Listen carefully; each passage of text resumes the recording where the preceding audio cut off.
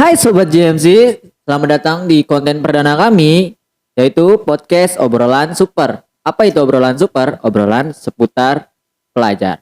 Pada kesempatan ini, kita kedatangan salah satu siswa yang sebentar lagi lulus, yaitu Kak Wis. Apa kabar Kak Wis? Alhamdulillah. Alhamdulillah. Baik. Nah, di sini kita akan ngobrol bersama Kak Wis, ngobrol seputar road to SBMPTN atau menuju SBMPTN. Kesibukannya apa aja nih Kak hari ini? Kesibukan saya untuk hari ini dan seterusnya karena saya sudah nggak ngapa-ngapain gitu kan. Ya pastinya saya yang pertama itu saya baca buat persiapan SBMPTN. Dan yang kedua itu saya banyak latihan soal. Dari baca dan latihan soal itu nanti pas terakhir itu saya kaji ulang supaya saya bisa mengetahui ketika saya latihan soal, saya supaya tahu gitu. Ketika saya ngerjain soal nanti mana nih salah di mana gitu. Kekurangan saya di mana, nanti saya bisa pelajari lagi gitu. Saya ulang. Agak pusing nggak Kak tuh buat persiapan itu? Lumayan sih. Lumayan. Semangat aja. Sudah daftar SBMPTN belum Kak? Sudah, karena sudah penutupan juga. Coba jelasin apa sih Kak SBMPTN bagi rekan-rekan JMC yang belum tahu. Oke, jadi untuk rekan-rekan JMC dan untuk kawan-kawan yang lainnya, jadi SBMPTN itu seleksi bersama masuk perguruan tinggi negeri. Nah, jadi di SBMPTN itu kita itu diseleksi dengan tes. Bedanya sama SNMPTN, kalau SNMPTN itu dia pakai raport, sedangkan SBMPTN itu kita dites. Nanti kita itu milih jurusan yang kita minati.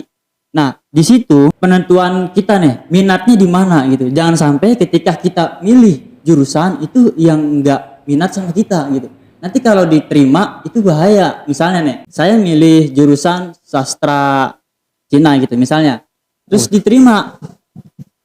Padahal saya milihnya ngasal. Nah, di situ ntar jadi ada tekanan ketika saya sudah mulai kuliah gitu. Nah, jadi maka dari itu ketika kita mau tes kita harus tahu dulu di mana minat kita supaya nanti ada persiapan kalau kita diterima. Berarti harus sesuai dengan passion kita ya? Iya, betul. Ngomong-ngomong tentang jurusan, Kakak pilih jurusan apa tuh Kak?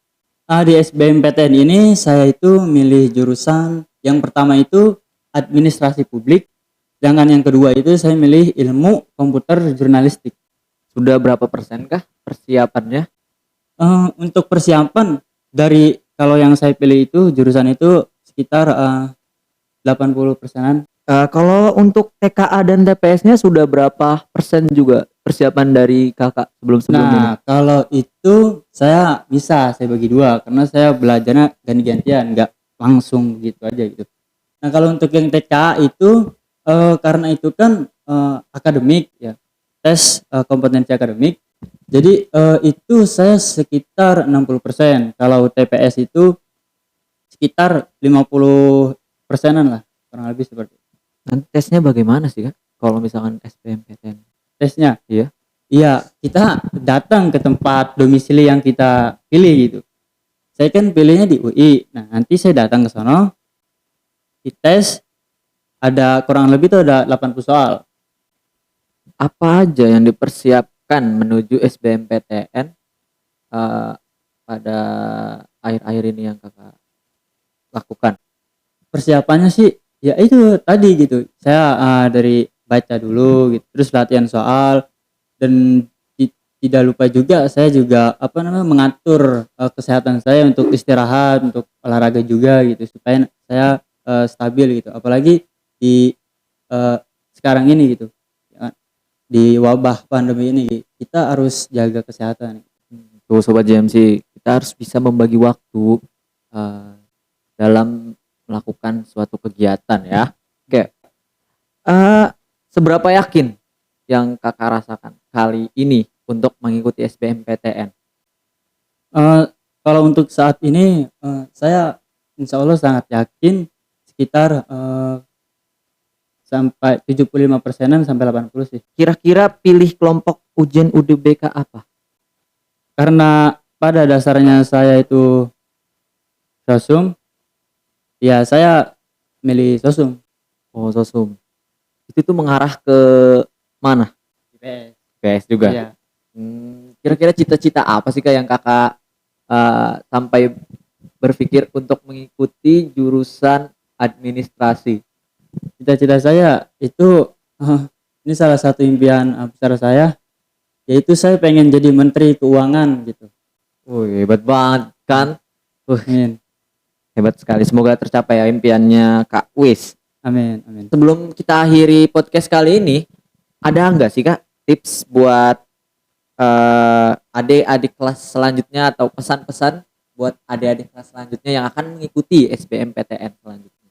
Oke, untuk nanti untuk selanjutnya untuk adik-adik dari saya, kalau menurut saya itu kalian itu kudu fokus dulu sama belajar kalian gitu.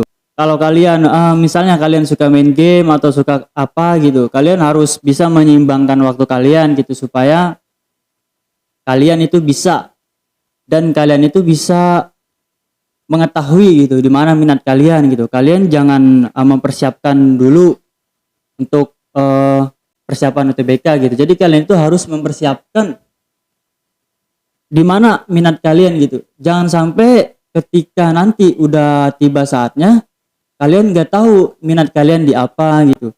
Jadi dari saya itu kalian harus tahu di mana minat kalian supaya nanti ketika udah waktunya tiba, udah persiapan untuk kuliah, daftar gitu. Jadi kalian sudah siap. Itu mungkin pesannya buat semuanya. Tuh, inget ya kata-kata Kak Wis. Saya mau nambahin. Apa tuh Kak? Dan juga karena kan kalian masih kelas 11 dan mau naik kelas 12 ya. Iya, betul. Nah, dari saya ini, saya punya 3 kata yang membuat saya itu bisa lebih baik. Ini menurut saya gitu. Apa tuh Kak yang 3 pertama? katanya, yang pertama itu semangat, Kedua, yang kedua bangkit, yang ketiga. yang ketiga terus berjuang dan jangan pernah lelah. Wih. Jadi gini, misalkan kalau kalian belajar di kelas gitu, kalian sekarang dari kelas 11 mau naik kelas 12, ketika kalian ingin mendapatkan ranking itu kalian harus belajar ya.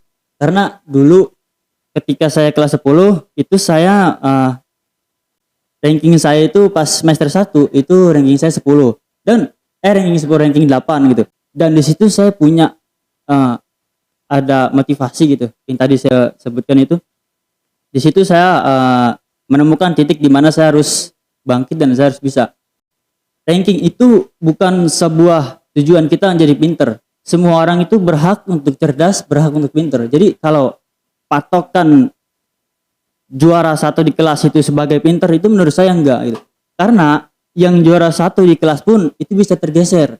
Bisa tergeser dari ranking 3 atau ranking 5. Ketika dia tergeser rankingnya, apakah dia bisa dikatakan sebagai cerdas? Itu kan enggak. Melainkan itu sebagai semangat dia dalam belajar, sebagai dia itu bisa gitu. Dan semua orang itu berhak bisa gitu.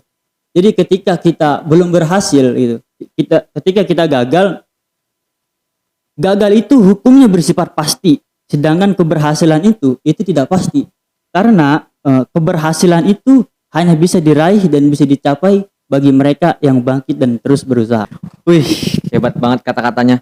Mungkin kesimpulan dari pesan Kak Wis, jangan pernah putus asa terhadap nilai. Karena dari semangat kalian dan dari kegagalan kalian, kalian bisa mengetahui seberapa semangatnya diri kalian. Demikian podcast kali ini. Jika ada saran buat podcast selanjutnya, silakan DM akun IG kami JMC_Reboard. Sampai ketemu di podcast selanjutnya. Salam super.